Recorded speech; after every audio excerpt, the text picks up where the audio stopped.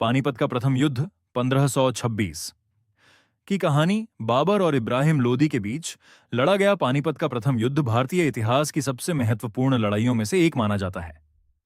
यह 21 अप्रैल 1526 को पानीपत में हुआ था। युद्ध की पृष्ठभूमि दिल्ली सल्तनत पर लोदी वंश का शासन था। इब्राहिम लोदी सुल्तान था, लेकिन उसके कई अमीर और सरदार उससे असंतुष्ट थे।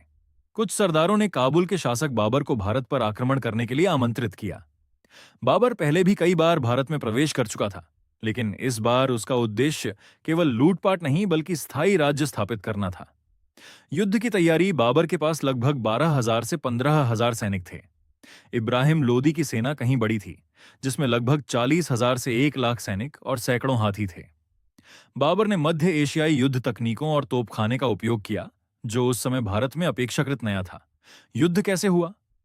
बाबर ने अपनी सेना को विशेष रणनीति तुल्लुगमा और गाड़ियों की रक्षा पंक्ति अरबा प्रणाली में व्यवस्थित किया।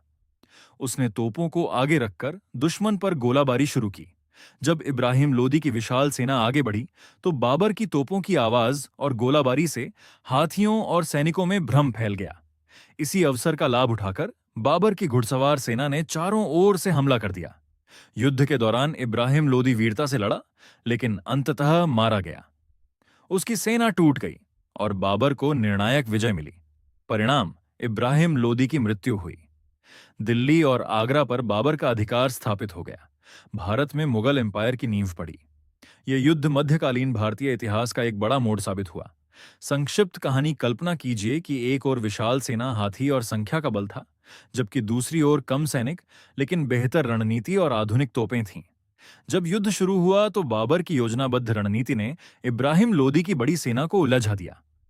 कुछ ही घंटों में युद्ध का पलड़ा बाबर के पक्ष में झुक गया और उसने भारत में मुगल साम्राज्य की स्थापना का मार्ग प्रशस्त किया। एक पंक्ति में, पानीपत का प्रथम युद्ध 1526 बाबर और इब्राहिम लोदी के बीच लड़ा गया, जिसमें बाबर की विजय ने भारत में मुगल साम्राज्य की नींव रखी।